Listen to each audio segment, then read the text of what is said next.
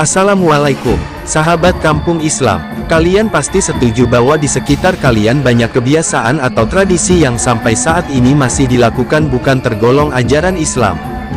Video yang saya suguhkan ini, tiada lain untuk memberikan edukasi bahwa, sebagian masyarakat khususnya Jawa, belum bisa meninggalkan tradisi atau kebiasaan orang terdahulu sebelum mengenal ajaran agama Islam. Sebelum pembahasannya dilanjut, jangan lupa tekan subscribe-nya agar channel Kampung Islam semakin bersemangat memberi bahasan yang terbaik kepada kalian. Sahabat Kampung Islam, tidak bisa dipungkiri, kebiasaan yang sering dilakukan terciptanya tradisi di masyarakat. Hal ini sesuai dengan kaidah fikih al-adatu muhakkamah. Kebiasaan itu menjadi sebuah hukum, artinya kebiasaan yang selalu dilakukan oleh masyarakat menjadi sebuah hukum bagi mereka. Sahabat Kampung Islam, mari bahas bersama tentang kalimat al-adatu muhakkamah. Kaidah tersebut merupakan salah satu kaidah fikih yang digunakan para ahli usyul fiqh untuk merumuskan atau menggali hukum Islam yang masuk dalam al-qawaid al-kubro. Di samping kaidah-kaidah al-umur bimaqasidiha, amal-amal tergantung pada niatnya, al-yakin la yuzalu bisisyak, keyakinan tidak dapat dihilangkan dengan keraguan, al-masyaqqah tajlibut taisir, kesulitan mendorong kemudahan, dan ad-daroru yuzalu, bahaya atau mudarat harus dihilangkan. Salah satu kitab yang sering dirujuk membahas soal ini, adalah kitab kecil berjudul, Al-Faroidul Bahiyah, yang disusun Syekh Abu Bakar bin Abul Qasim bin Ahmad bin Muhammad, bin Abu Bakar bin Sulaiman bin Abul Qasim bin Umar al-Ahdal, atau kitab yang lebih tebal susunannya yaitu, Al-Mufassir Al-Faqih Al-Hafiz, dan Jalaluddin As-Suyuti berjudul, Al-Ashibah wan Nazoir.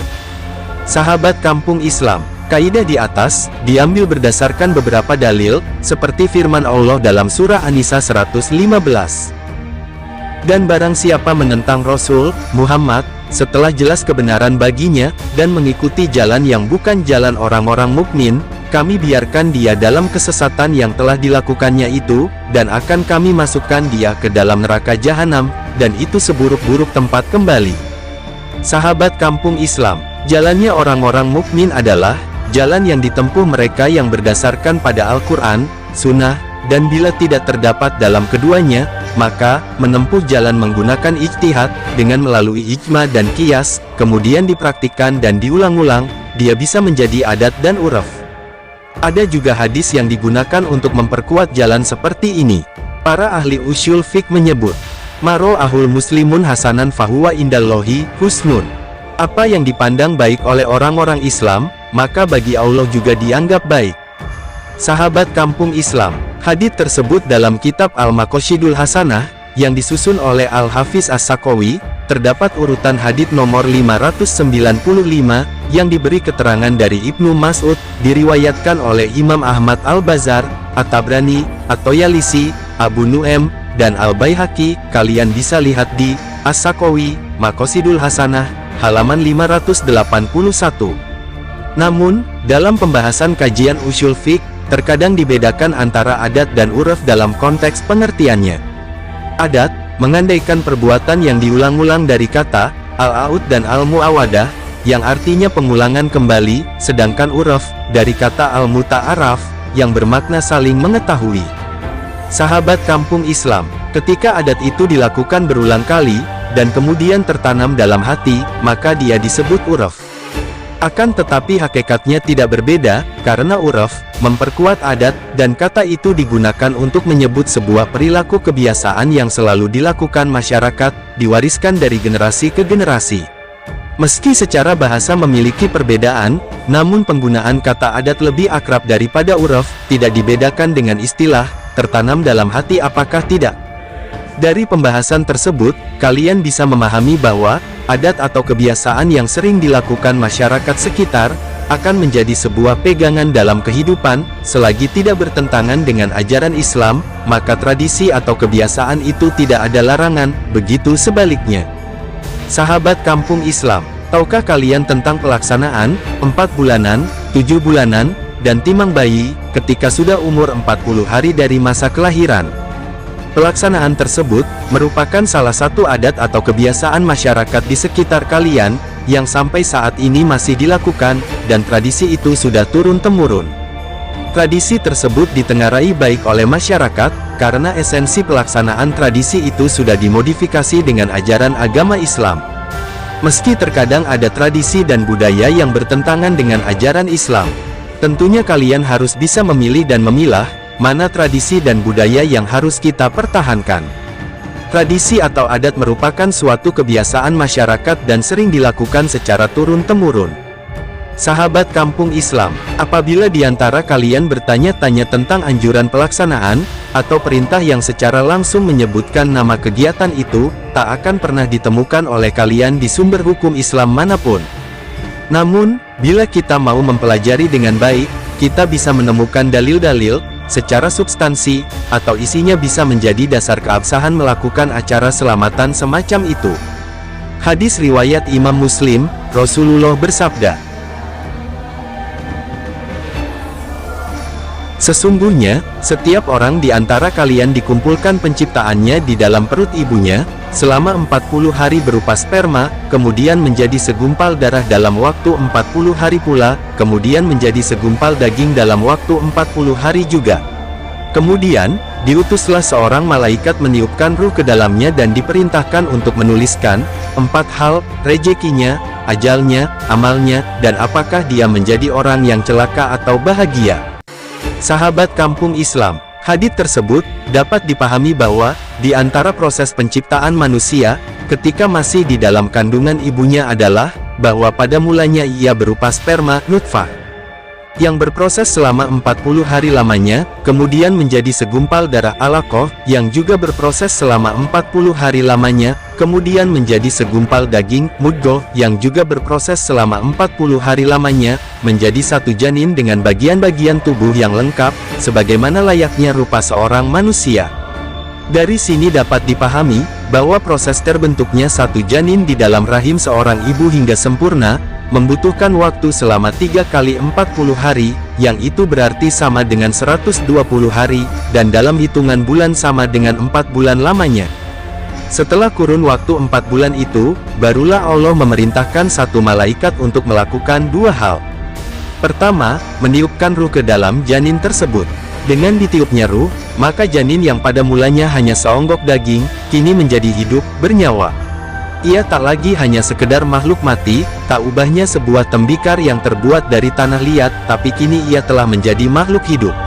Kedua, malaikat tersebut diperintah untuk mencatat 4 perkara, yang berkaitan dengan rejeki, ajal, amal, dan bahagia atau celakanya si janin ketika ia hidup dan mengakhiri hidupnya di dunia. Pada fase yang demikian ini, para ulama mengajarkan untuk memanjatkan doa kepada Allah, agar janin yang ada di kandungan diberi ruh yang baik, dan juga rupa tubuh yang sempurna tak kurang suatu apapun, sebagaimana layaknya tubuh seorang manusia normal pada umumnya.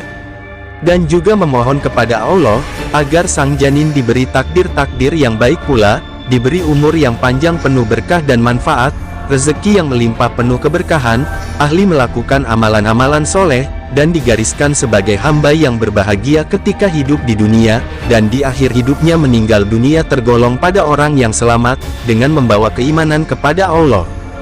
Untuk memanjatkan permohonan-permohonan baik bagi sang janin itu, para ulama menganjurkan untuk meminta bantuan para tetangga, dan sanak saudara, untuk ikut serta mendoakannya. Maka, diundanglah mereka pada waktu yang ditentukan, guna bersama-sama berdoa kepada Allah. Sahabat kampung Islam, pelaksanaan selamatan 4 bulanan ini, diadakan ketika kandungan telah mencapai usia 4 bulan. Bagaimana dengan pelaksanaan selamatan 7 bulanan? Selamatan 7 bulanan juga diajarkan para ulama terdahulu. Acara selamatan yang telah membudaya ini, diajarkan oleh mereka dengan dasar pada firman Allah dalam surat Al-A'raf ayat 189. Dialah zat yang telah menciptakan kalian dari diri yang satu, dan darinya dia ciptakan istrinya agar ia merasa senang kepadanya. Maka ketika ia telah mencampurinya, sang istri mengandung dengan kandungan yang ringan, dan teruslah ia dengan kandungan ringan itu. Lalu ketika ia merasa berat kandungannya, keduanya berdoa kepada Allah Tuhannya, apabila engkau beri kami anak yang saleh maka pastilah kami termasuk orang-orang yang bersyukur. Firman Allah tersebut, bercerita tentang Nabi Adam dan Ibu Hawa. sebagai pasangan suami istri. Imam Al-Baghawi, halaman 191.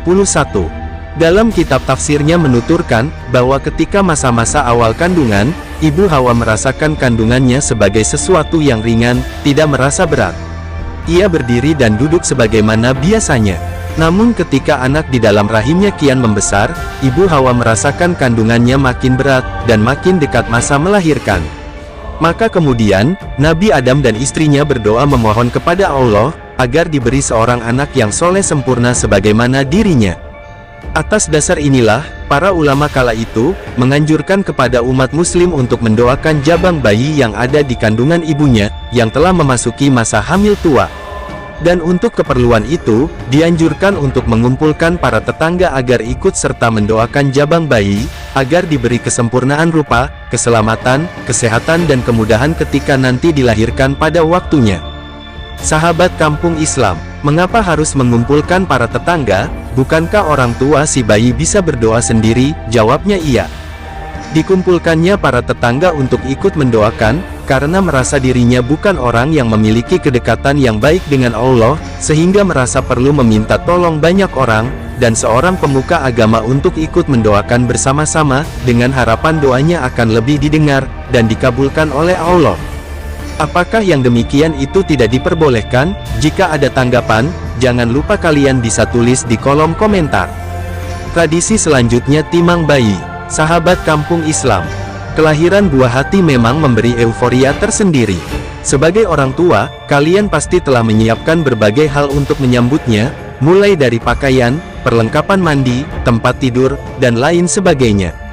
Akan tetapi, di tengah semangat persiapan ini, jangan sampai lupa untuk melaksanakan acara tasyakuran akikohnya. Sahabat kampung Islam, masyarakat Indonesia sendiri, sebagian kelompok menganggap bahwa akikoh adalah sebuah kewajiban, bahkan rela berhutang untuk menunaikan acara tasyakuran akikah. Namun, sebagian lainnya menganggap bahwa akikoh bukanlah sebuah kewajiban. Lantas, bagaimana sebenarnya hukum akikoh dalam Islam? Merujuk pada hukum akikah dalam Islam adalah sunnah muakkad. Artinya, ibadah ini tidaklah wajib, tetapi sangat disarankan untuk dilakukan dan diutamakan. Hadis riwayat Abu Daud, Rasulullah bersabda terkait akikoh. Semua anak tergadaikan dengan akikohnya yang disembelihkan pada hari ketujuh, dicukur rambutnya, dan diberikan nama. Ada perbedaan mengenai jumlah hewan akikoh untuk bayi laki-laki dan perempuan. Hewan akikoh untuk bayi laki-laki adalah domba atau kambing sejumlah 2 ekor, sedangkan hewan akikoh untuk bayi perempuan adalah domba atau kambing sejumlah 1 ekor. Dari Ummu Qurs, Al-Kabdiyah, dari Ummul Mukminin, Aisyah radhiyallahu anha menyatakan, Rasulullah Shallallahu alaihi wasallam memberikan perintah kepada mereka, untuk anak laki-laki, akikoh dengan 2 ekor kambing, dan anak perempuan dengan 1 ekor kambing. Hadis riwayat Tirmidzi 1513. At-Tirmidzi menyatakan, bahwa hadis ini sahih. Begitu pula Syekh Al-Albani, menyatakan demikian. Ibadah akikoh ini diperuntukkan bagi orang-orang yang mampu.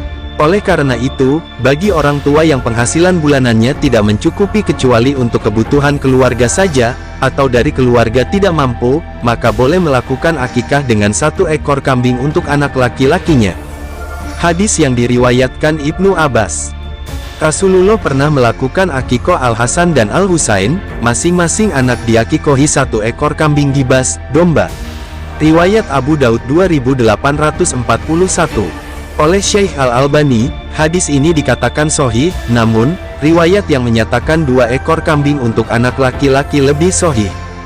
Sahabat kampung Islam, akikoh ditunaikan, apabila dalam keluarga mampu melakukannya. Bagi yang mampu, bisa dilaksanakan pada hari ke-7, ke-14, ke-21, namun tradisi pemilihan hari dalam pelaksanaan akikoh, kebanyakan masyarakat memilih hari ke-40 dari kelahiran anaknya. Pemilihan 40 hari pelaksanaan akikoh anak baru dilahirkan ini, bukan tidak beralasan, hal tersebut disesuaikan pada hadis riwayat yang sahih.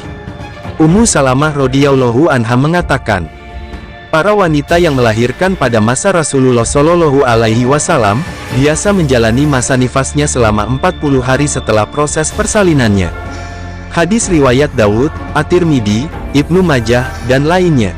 Disahihkan oleh Al-Albani, dalam Irwaul Ghalil, dan dalam Sahih Abi Dawud. Sebagian fuqaha, seperti dikatakan Hasan Ayyub dalam kitab Fiqh al-Ibadah, di Adilatiha fi al-Islam, juga berpendapat demikian. Jika melebihi 40 hari, maka disebut darah istihadah atau darah penyakit. Sahabat kampung Islam, pemilihan hari ke-40 setelah melahirkan anak, apabila ditinjau dari ilmu kedokteran, maka tidak ada salahnya untuk beristirahat terlebih dahulu di rumah bersama bayi, hingga 40 hari. Sebab, proses pemulihan setelah melahirkan biasanya terjadi sekitar 40 hari pasca persalinan. Di samping itu, sebelum usia 40 hari, bayi sendiri masih dalam masa perinatal. Masa perinatal sendiri merupakan kondisi, di mana bayi kemungkinan besar masih mengalami perubahan, misalnya seperti kondisi tubuhnya yang belum stabil, sehingga bayi belum dapat beradaptasi dengan baik, di lingkungan sekitarnya. Jadi, 40 hari ibunya sudah kembali sehat, bayinya juga sudah dianggap lebih kuat. Karena selama 40 hari, bayi diharapkan mendapatkan ASI yang mengandung antibodi, untuk kekebalan tubuh bayi. Maka, dapat disimpulkan bahwa ibu yang baru melahirkan memang disarankan untuk tidak keluar rumah selama masa nifas 40 hari. Sebab, ibu perlu mengurangi aktivitas dan memperbanyak istirahat.